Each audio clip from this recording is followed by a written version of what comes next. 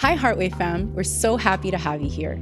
Today, we have something special for you, a conversation between Pastor Danny and one of our leaders, Philip Gornail, on internal engineering. Once you're done with the message, make sure to visit our website so you can partner with us through your giving. And remember, next Sunday is Easter. We hope to see you then.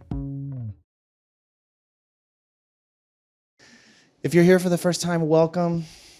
I like to say that the moment you walk through those doors, you are family. And no, we're not a cult. It's not that kind of family. But we love you, and it's an unconditional love. It's not about what you can give to us. We are literally here to serve you. And thankfully, as we do that, a lot of people want to step up and give back to our community in a variety of different ways. They give their money, they give their time, they give their energy, they give their love, they give their very own selves. And that's what makes this place so special. And usually I'm up here sharing a talk. Today I'm going to have a guest with me. Many of you know him as the recovering know-it-all.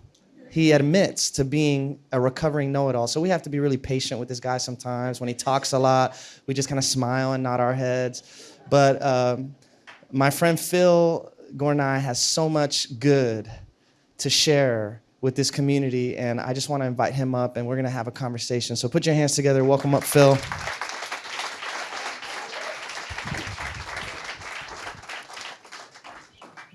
The man, the myth, the legend. I love you too. Can I have that water, bro?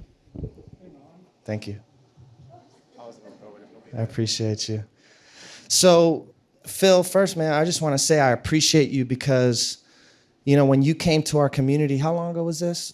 3 years ago? A little over 2 years ago. A little over 2 years ago, Phil came and he made an immediate impact with his ability to cultivate very deep relationships. He brought the men together in this community. He came to me and Ryan with this incredible idea of starting a retreat where we can kind of break down those walls and those barriers that as men we put up around our heart. And now we're coming up on our third retreat that we're doing together, a whole lot of life-changing transformation that's happening. And I don't have the capacity to do all of that on my own, nor am I supposed to.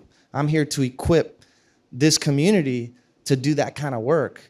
And so if it wasn't for you kind of spearheading this and leading the way, you know, we wouldn't be able to experience the depth of love that we have as men in this community. So thank you. I appreciate you. You honor me, but all the credit goes to God.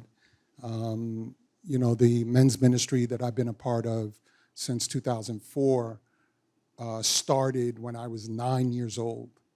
So there is a history and a legacy, a root system of human beings before I got to experience, at the age of 35, what would change my life.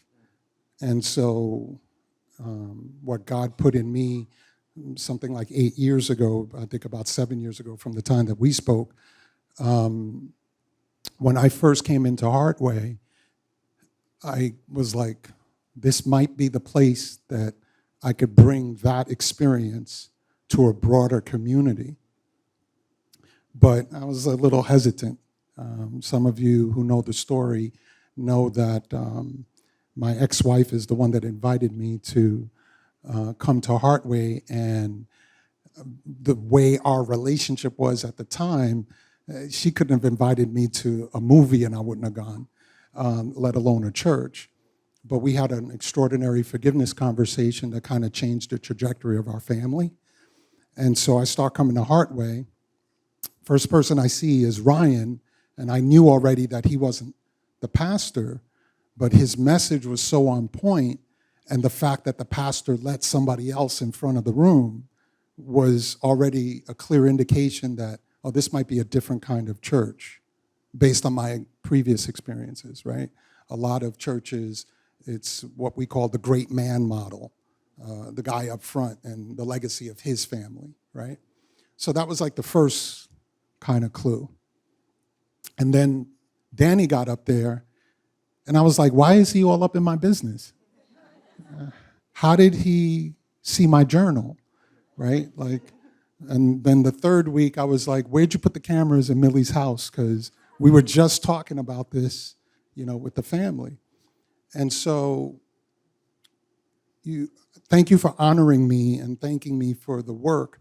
But if it wasn't for the Spirit of God, if it wasn't for just a litany of human beings who have been through some traumas and challenges, and despite them, decided that they wanted to serve a greater community, I wouldn't have it in me to do.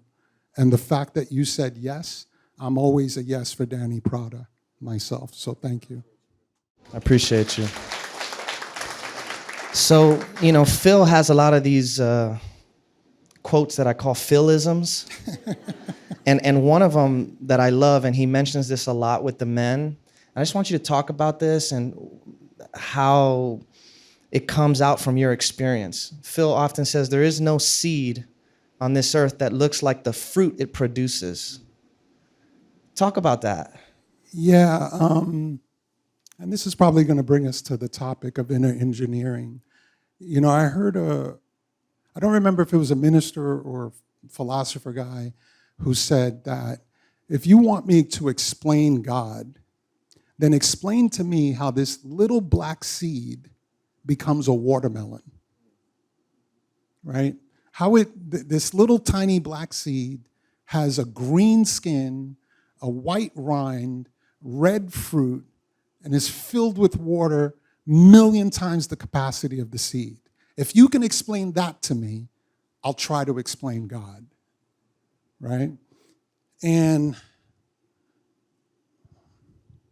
it occurs to me that most of us, if we were to go into the kitchen with a recipe for a cake or pan con lechon for my Spanish friends,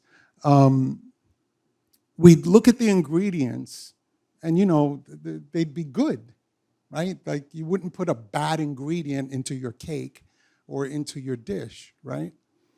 But when we look at our own lives, we don't know what to do with the traumas. We don't know what to do with the pain, with the fear.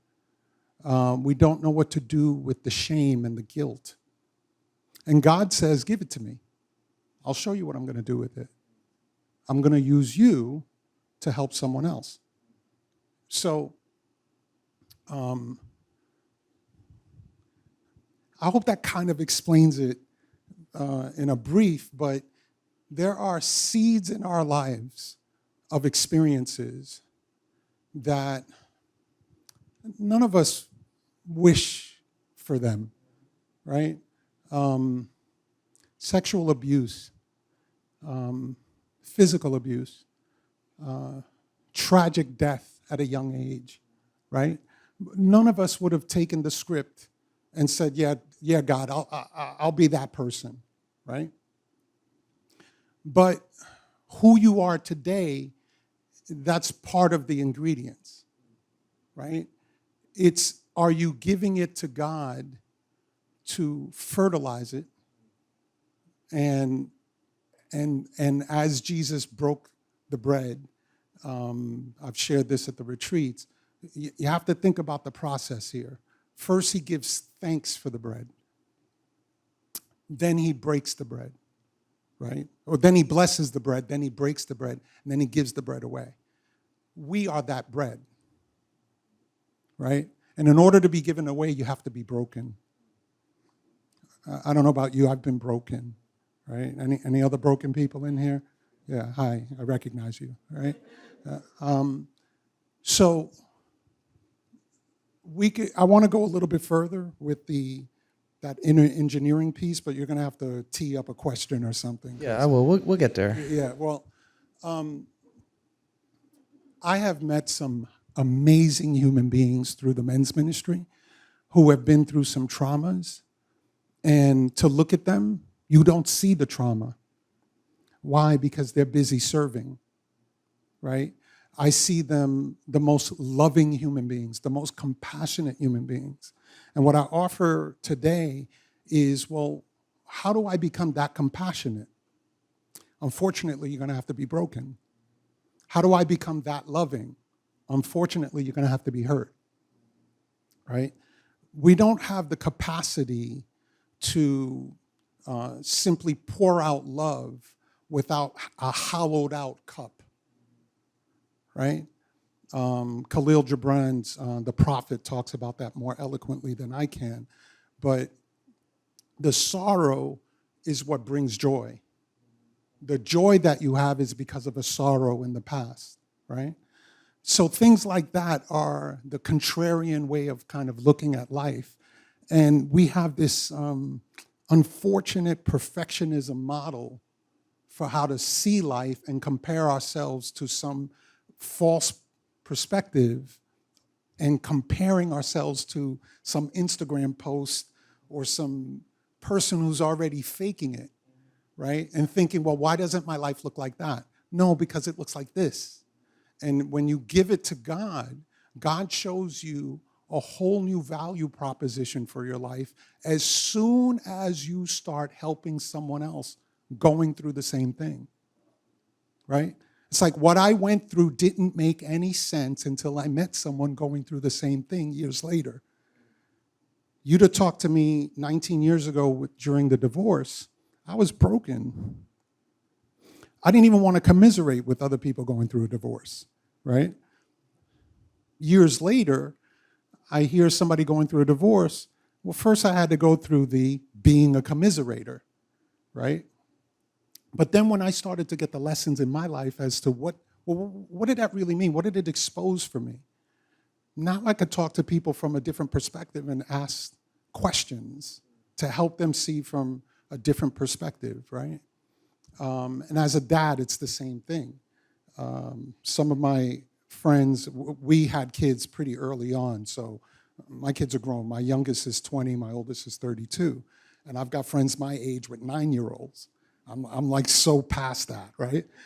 But I can connect with those kids because I'm so far removed from having to raise an adolescent that I can connect with them because I remember what it was like to be 9 years old.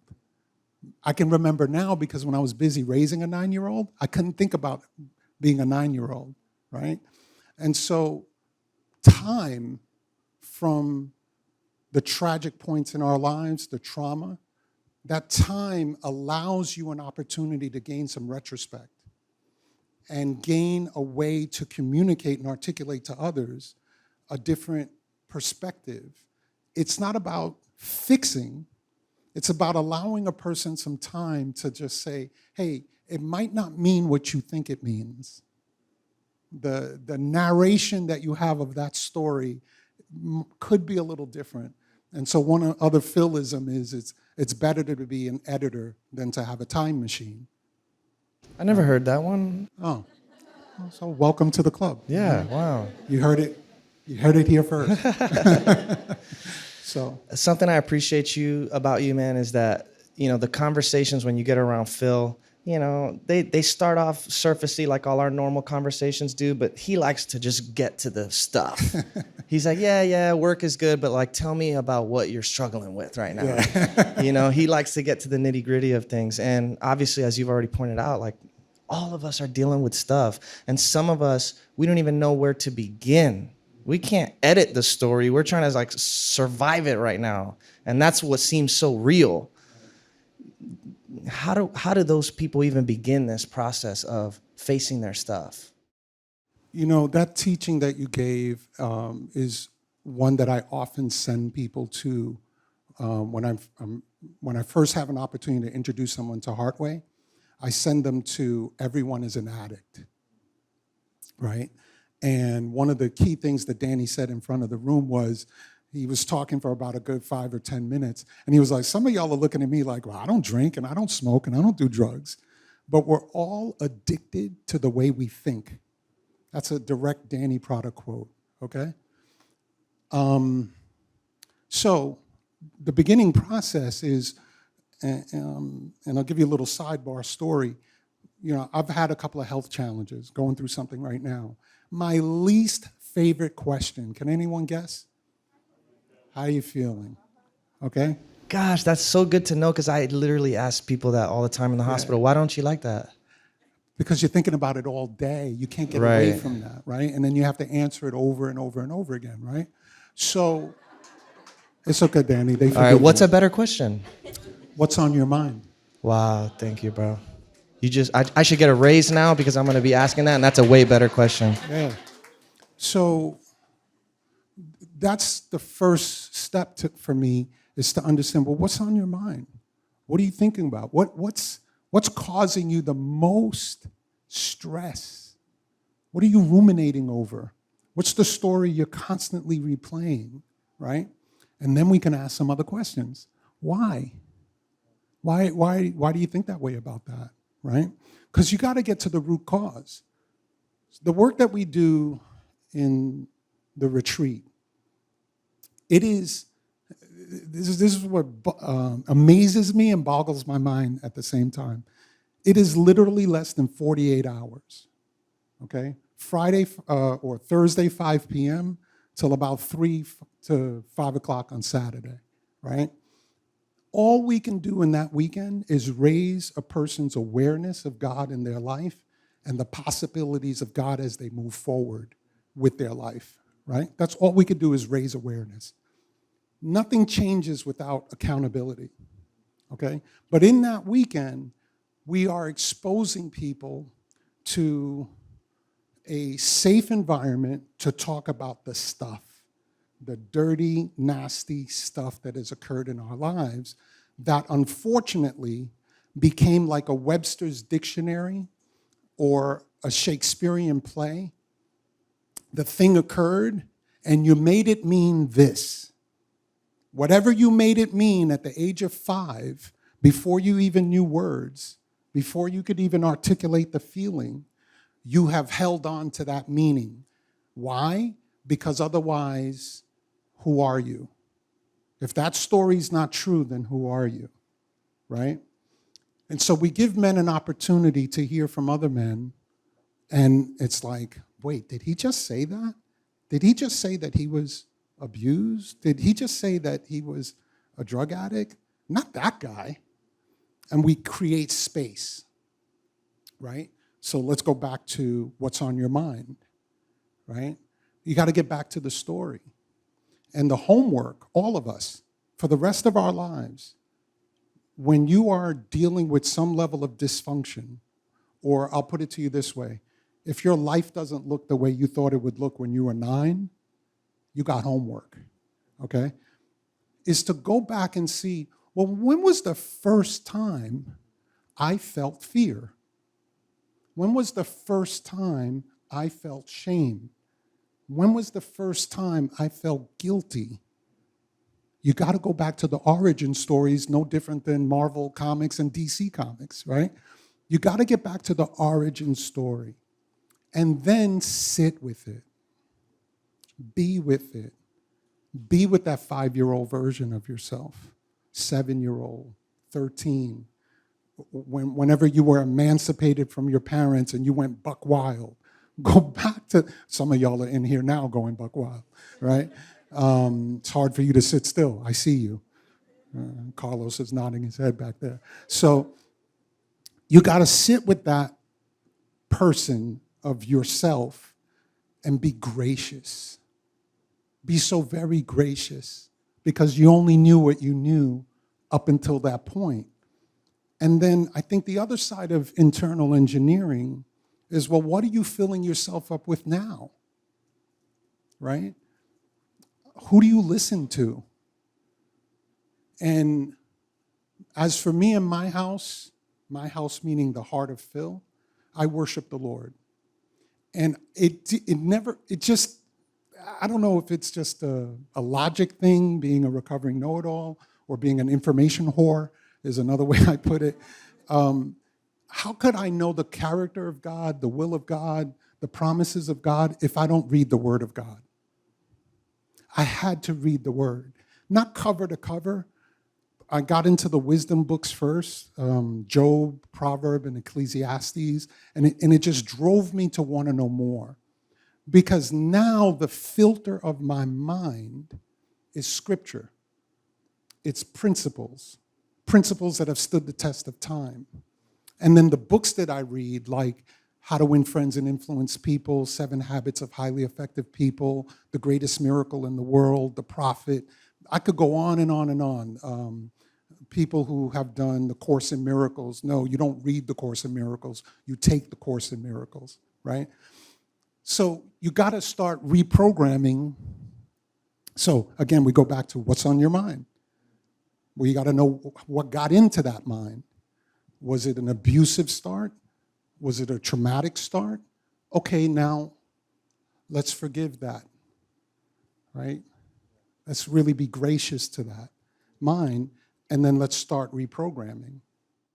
And what do you think the role of community is in this process of reprogramming and inner engineering and reshifting ourselves? Because that's a huge part of everything that we do. You know, Heartway could just be a podcast or something, but it's not. It's a spiritual community. And we do this with intentionality, because when we come together in love, in unity, in harmony, and in friendship, a lot of change can begin to happen. And so I know that you're somebody who loves community. What role does that play in all of this? I think it's everything. No man is an island, right? I believe when Jesus said, when you love one another, then they will know that you are my disciples. One another, right? So there's got to be at least a pair of us demonstrating love, right? The name of the retreat is The Way. The name of the ministry is The Way, the Truth, and the Life. And you and I talked on my podcast a little over a year ago about the way of love, the truth of love, the life of love, right? And so community, think about it. At some of the retreats, I've asked the men, do you remember the person who took you to your first bar, that gave you your first hit of marijuana, that took you to your first strip club, right? And hands get up. And how many of those hands are the person that was the person who was the first one to introduce it to someone, right? So we all know a person that has introduced us to vices, right? And so then I offer, well, who has brought you to the foot of the cross?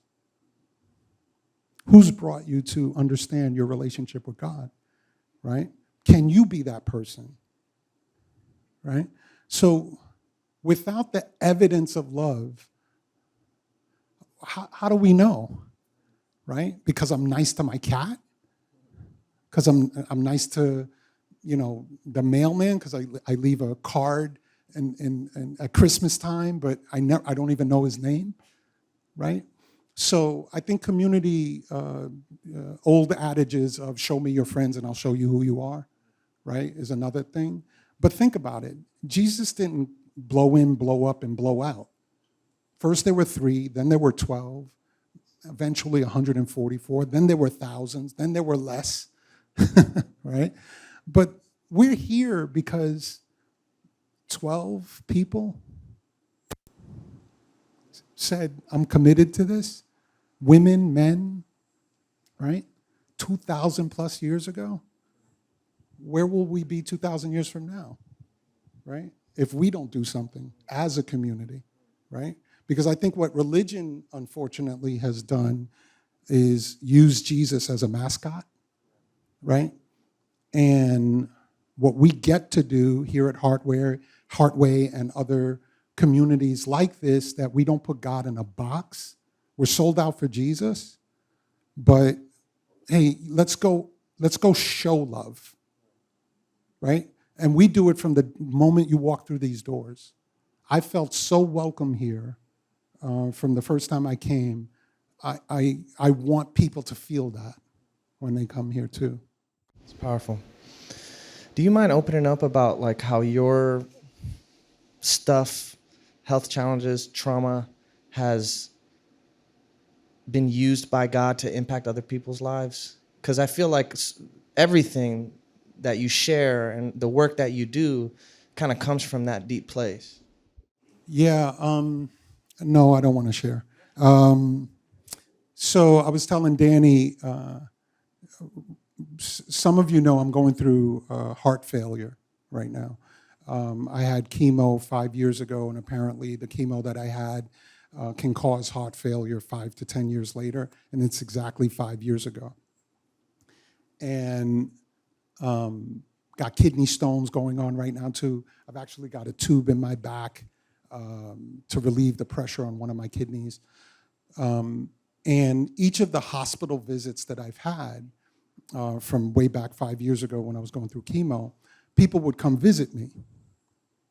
And they would come to do what? Encourage me. But it was imparted on me through my spirit to encourage them, right? What I recognized a long time ago, that God uses us, right? And he uses us specifically where we are with what we're going through to be a conduit for his grace, his love, his mercy. There is a whole new perspective that you get when you are faced with death. I don't wish it on anyone. But if you really want to know the secret sauce, this is what Jesus said. Whatever you seek to save in this world, you must be willing to lose. He who loves this life will lose it, but he who hates this life will gain it in eternity, right? So until you're faced with it, it's very difficult to articulate this and have people get it like step one, step two. It's really not like that. And so it's funny when I'm now, like, I got to go to the hospital, I have a whole different mindset, right? And it goes back to when I was first diagnosed with the cancer, and you've heard me say this, my first inclination was to say to God, all right, Lord, where do you want me to go? What do you want me to do? Who do you want me to meet? What do you want me to teach?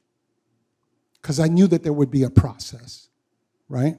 And God just, man, it was amazing the amount of people that I prayed with, encouraged, and I got through it, right?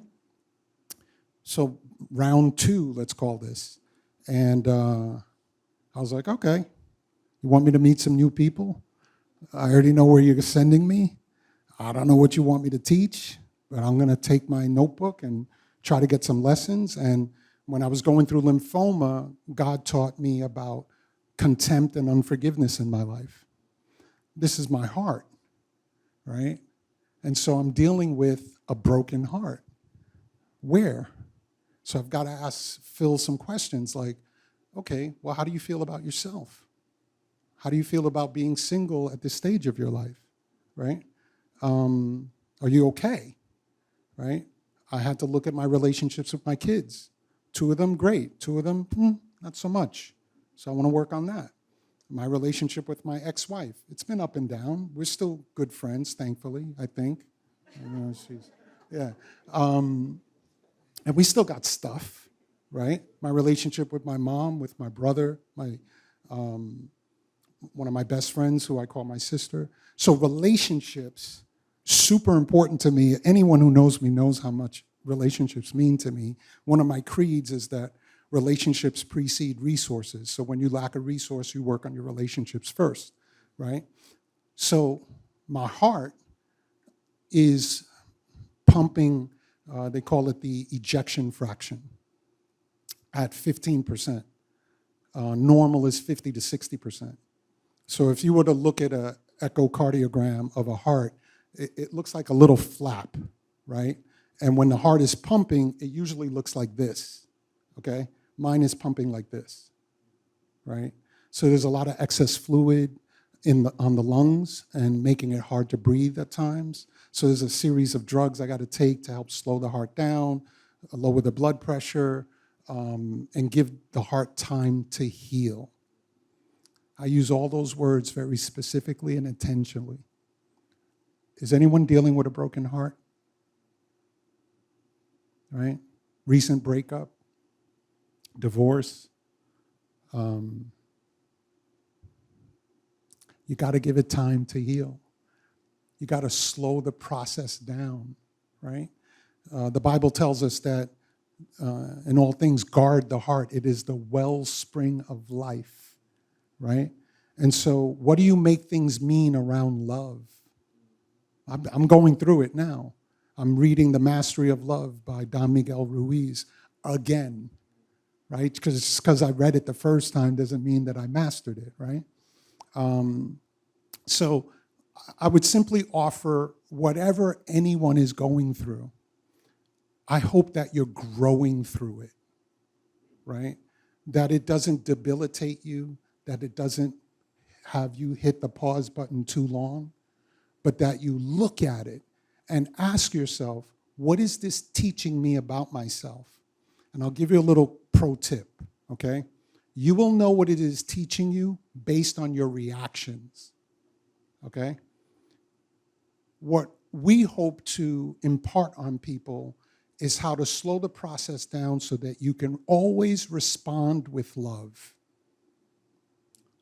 And I mean always. It is not easy.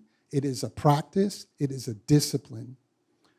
Corinthians tells us that love is patient, love is kind, love endures all things. It does not keep an account of wrongdoing, right?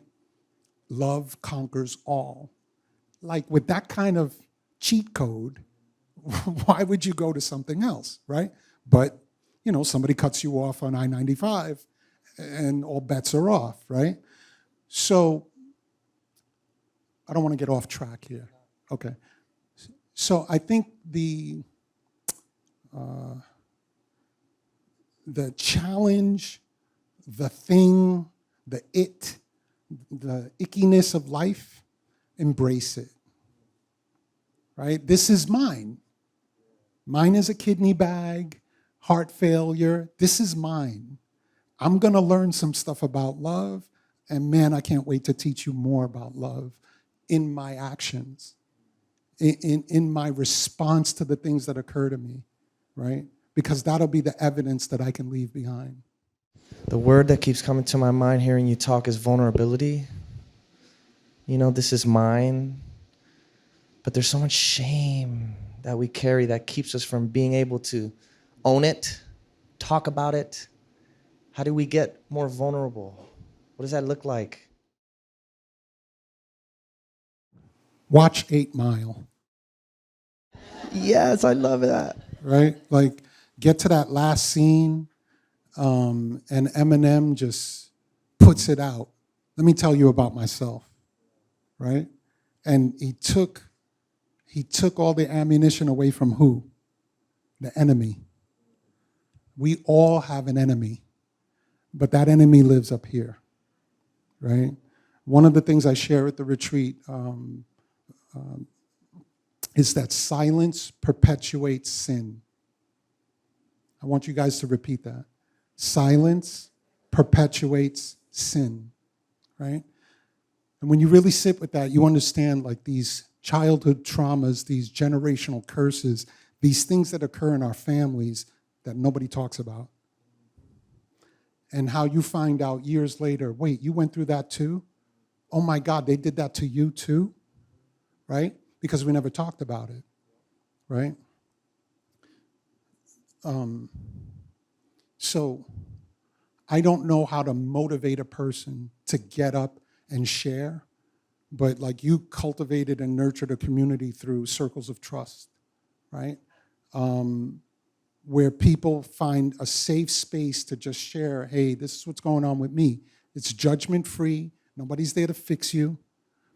And we're a little spoiled here for those of us that go to circles and for the men that have participated in the men's retreat and my brothers in the Emmaus community. We're a little spoiled because we're used to it.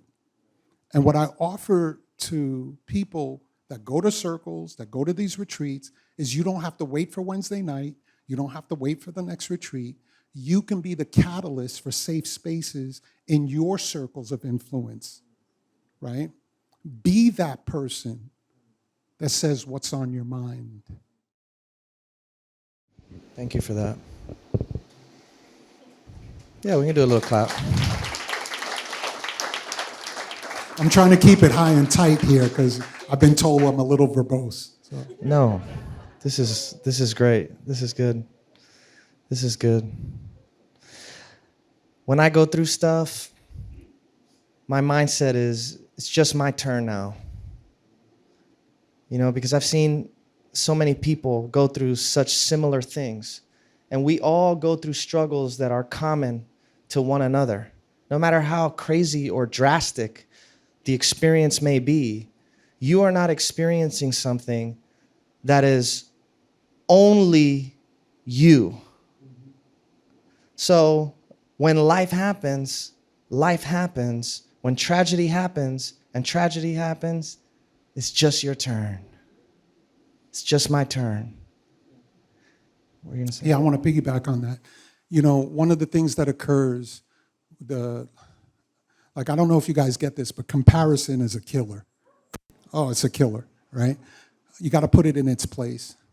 But you'll hear of someone's turn, like what it is that they're going through, and two things can happen. You'll be like, whew, thank God that's not me. Or what am I complaining about, right? And I promise you that your thing is yours. It is not to be compared to someone else's. It is not to diminish the opportunity that you have to grow and to evolve. Just because on the spectrum, your thing is maybe a little less than this other person's thing, right? Like this person is a piss poor drunk, but yeah, well, I don't drink that much, but you got a drinking problem, right? So the figurative of that is the addicted to the way we think, right? Just because you're not bipolar clinically and taking meds doesn't mean that your mental health may not be challenged or compromised and that you have to do the work, right? So stop comparing. Easier said than done, but one of the tricks for me is when I'm talking to myself. Any other talkers of self here, right? Anyone? Some of y'all are lying? Okay. Is when I'm talking to myself for a couple of minutes, I literally, I could be driving, I'll look in this rearview mirror, and I'll be like, dude, you're talking to yourself. There's nobody else here, right? I'll be having a dialogue, and then I gotta just stop myself for a second, right? I think ultimately where I've come to in my life, this stage of my life, is I love Phil. I'm really happy with who I am, right? I'm not chasing anything or anyone, and it's to piggyback on what you were saying, it's like, all right, this is what's next, right? This is what we're doing, right? We're doing heart failure. You know, if you've never experienced the power of the Holy Spirit, oh God, I don't know what to tell you to invite you in.